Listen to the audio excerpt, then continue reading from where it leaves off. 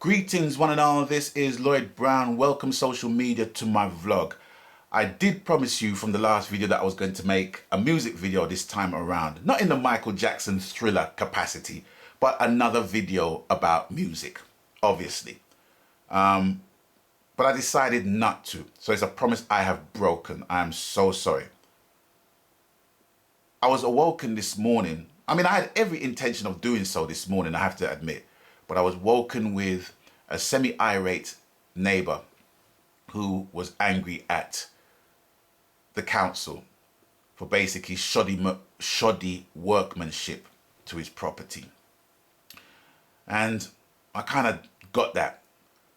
But then when I came out to see what was going on and I saw him, I just decided to unload my crap onto him about the door entry system and the half-term gangsters, of which I described in an earlier video. And logically, it wasn't even the issue that was at hand. But by that time, I was awoken. I was out of my slumber, matting at my eye, don't even brush my teeth, and I'm just letting him have it with my stink breath and all. But you'd be glad to say I've brushed my teeth and showered since then, so it's all good. But anyway, came back inside after around half an hour and decided that I want to make a video about this particular subject. Now, last week, I had the most text from friends who I keep in regular contact with and people that I haven't contacted in a long time, imploring me to watch the remake of Roots. And me like an idiot doing just that. Why are you calling yourself an idiot for doing something like that, Lloyd? Well, I'm going to tell you. Don't want to spoil it for people, but I already know what happens next. For the young people among you, this miniseries of Roots is a remake of a 1977 series of Roots, and it's based upon a book written by Alex Haley, who more or less retraced his ancestry from Kunta Kinte right down, even further than that. And it was a groundbreaking TV series because slavery, the issues of slavery and its existence and its subsequent abolition wasn't taught in schools up to that point. I mean, I was 13 years old and I can't remember being taught about the slave trade. And if it was just glossed over. But then Roots came along and done that. And such was the impact that that series had on me. I actually bought the 25th year anniversary edition, right? Look, see, it's right here. To just prove I'm not holding up a box with nothing in it. Here it is. I'm gonna do an unboxing. Here's an unboxing, right? Okay.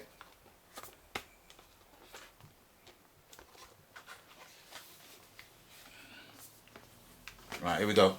Ooh. 3 discs, ladies and gentlemen. Okay? Right. How am I going to fold this thing back up? You're making a vlog, Lloyd, and all we're doing, we're watching you fold up a DVD box set. Come on, say something. Say something. Right. You see this? This left so much of a lasting impression on me as a 13-year-old.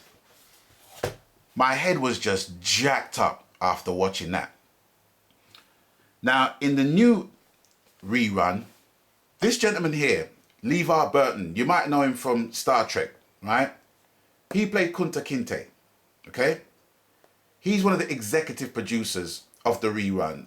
And he also done a cameo role in the episode that I watched, which I thought was just unnecessary. It's like, okay, Levi, if you're gonna basically produce the thing, produce the thing.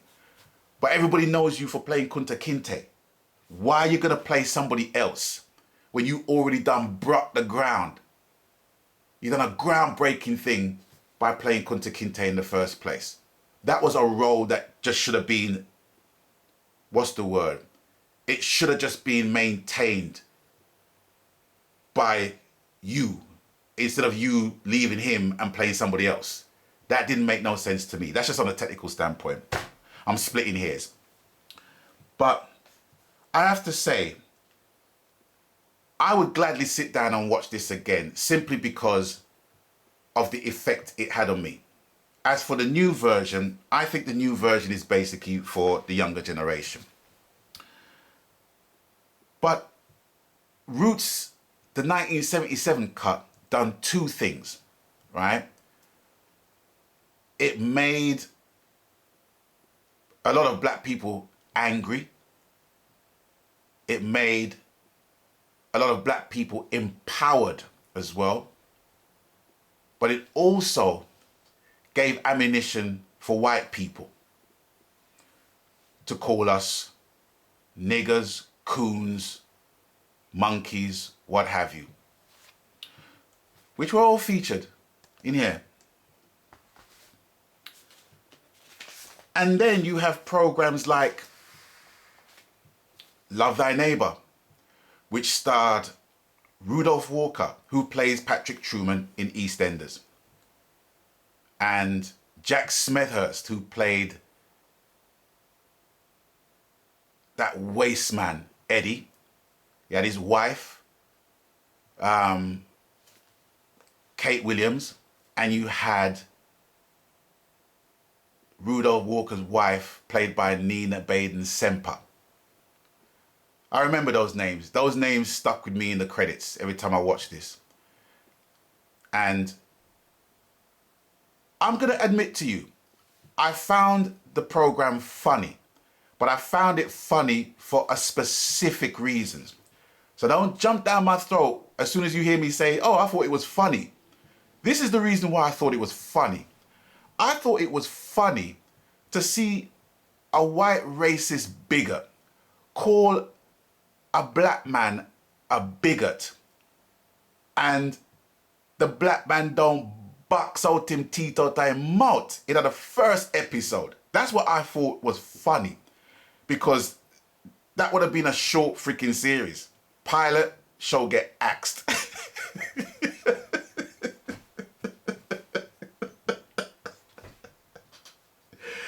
And we would spend weeks watching that show. And don't go on like I'm the only person. I'm not the only person. Listen, we didn't have much entertainment back in the day. We only had 3 TV stations.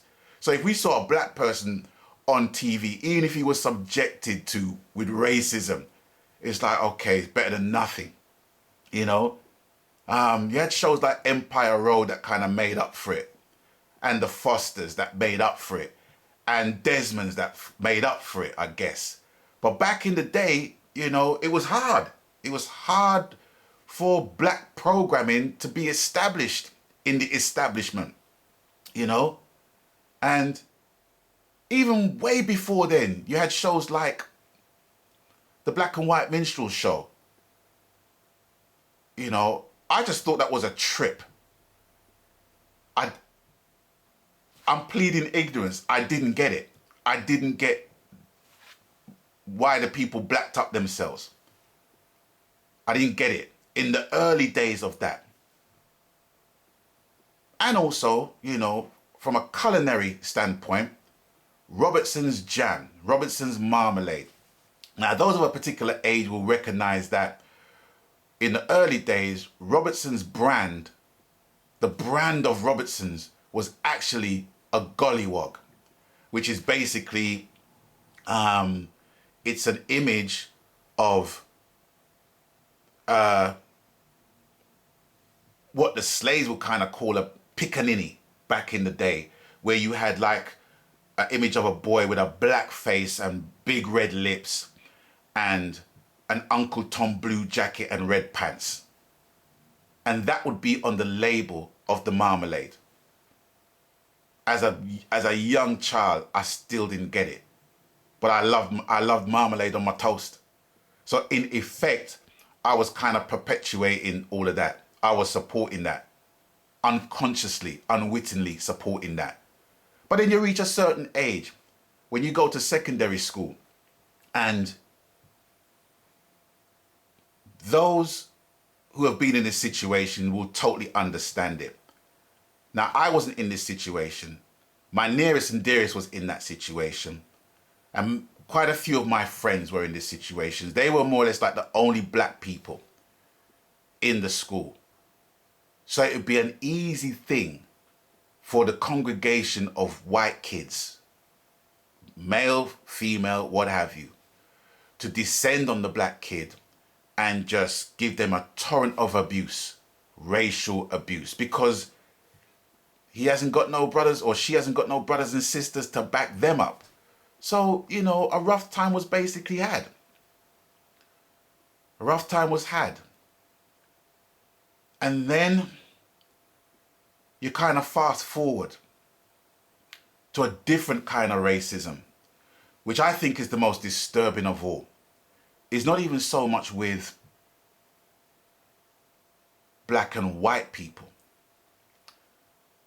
A type of racism that exists that really chills me to the core is between Africans and Caribbeans. And it is fairly common for African people to demote their Caribbean counterparts by calling them slaves. I'm not asking you. I'm not asking you. This is not a question. It happens. When you see black people, right, in essence from the motherland, but has basically ventured and journeyed far and wide to populate other areas in the world, and you have a certain group of Africans calling their Caribbean counterparts slaves just to put them in their place, that is more disturbing. Because at least with black and white racism, you can see why the fear has them behaving like that. But with our own brothers and sisters, as it were, it's like, can't dig that. As Bob would say, can't dig that. So, coming back to Roots. Thank you guys for all the texts imploring me to watch Roots. But I won't be watching Roots, the remake, anymore. Because I know what happens next. And I know what's still happening now. The one thing that I would like to see on my TV screen, on the news, is that the spate of black on black killings has gone down to 0. Now that would be some, not so much entertaining, but that would be some uplifting viewing for me. That's what I want to see. That's what I want to see. But before I go, I just want to take the opportunity, going back to the Roots DVD again, I want to take the opportunity in celebrating the cast of this version of Roots. The cast of this version of Roots was the best assembled. You had, who did you have? Obviously you had Levi Burton. Then you had Ben Vereen, who played Chicken George. Louis Gossett Jr., who played Fiddler. John Amos, who played the older Kunta Kinte. The distinguished Cicely Tyson. Oh man. Edward Asner as well. He had a program called Lou Grant back in the day. He played a newspaper editor. He played a slave owner. I forgot her name. She played Kizzy. What's her name, man? But anyway, listen. I'm not going to go into it too tough, but if you're going to watch Roots, watch this one. Watch this one. Watch this one first. I implore the young generation to watch this one first, and then you can get an idea of what we as your parents and your grandparents had to deal with from them time there. So it's with that, I'm going to bid you guys adieu for now. And as always, you don't know the coup. Abstain from foolishness. So until the next time, we meet again. Don't know where, don't know when. But I know we'll meet again some sunny day. Wow, wow, wow, wow. Jazz hands. Listen, my God.